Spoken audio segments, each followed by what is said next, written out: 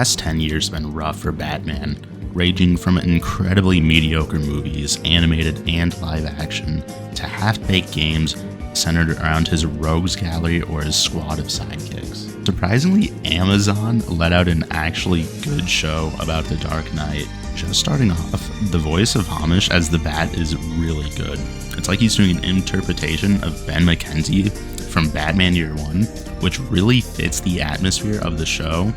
It's the 40s. Nothing's that great in life, and Hamish really sells that. But also, everyone else's voice work in the show is really good. A big standout for me was the voice of Harvey Dent being the Batman from Brave and the Bold, which really shows off his range and how well he can play other characters in a different way.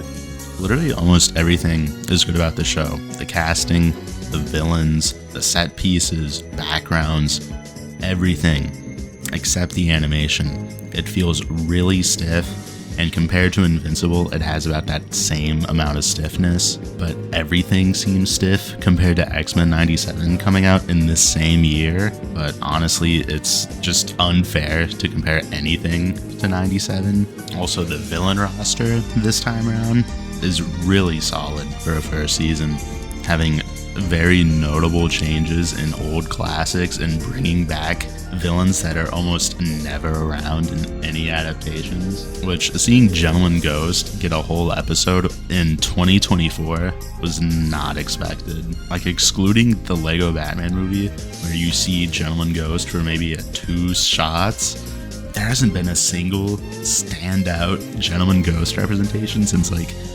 Brave and the Bold from like 2008, which, you know, big for the 3 Gentleman Ghost fans, me included. Besides Gentleman Ghost, for the most part, every cast member meshes well with who they're surrounded by. There's only one scenario I can think of, and that's in episode 7, where for some reason, Gordon and Barbara just hate each other for the first 10 minutes, and it's incredibly annoying to watch those two fight over like almost nothing. For almost the entire season, they've been like pretty much okay with each other. Like, over the season, they only like butt heads once in like the first episode, and then episode 7, where it's like the writers just had a mishap and wrote that in episode 7, and instead of episode 1, it just doesn't feel right.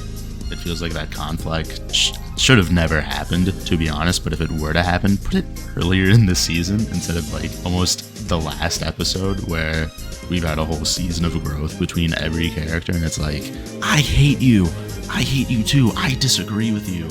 It's stupid. But I feel like the show is getting that reaction from me because it's mostly centered around the cops in the show.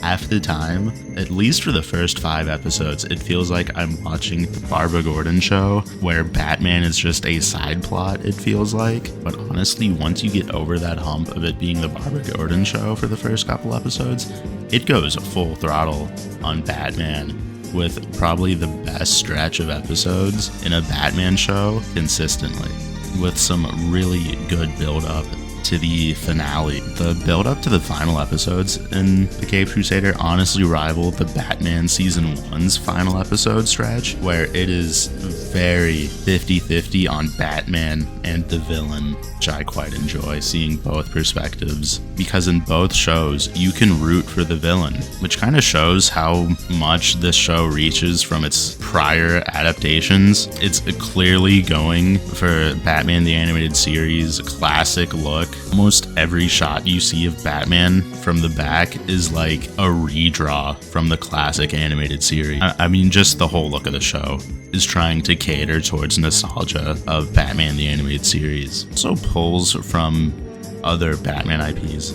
Like, Year One is a blatant inspiration, and I feel like the Batman 2004 is a big inspiration on how episodic the show is, but also very villain of the week as usual, which also I feel like there could have been better talks between the Amazon executives and the showrunners, because they very much clearly made this show to be a weekly episode by episode, but instead, in classic fashion, let's just drop all the episodes at once.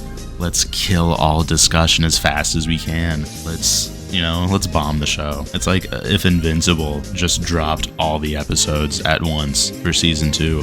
it's like, oh wow, we get like 2 weeks of discussion. But if you drop it week by week, I'm still getting talks about the season 2 of Invincible on my Twitter, because weekly uploads kind of gets your viewers engaged a bit more to discuss your show that you worked for, probably a couple years on this one. But besides the subpar release scheduling, a couple bad bits in a few episodes, I'd give the show about an 8 out of 10.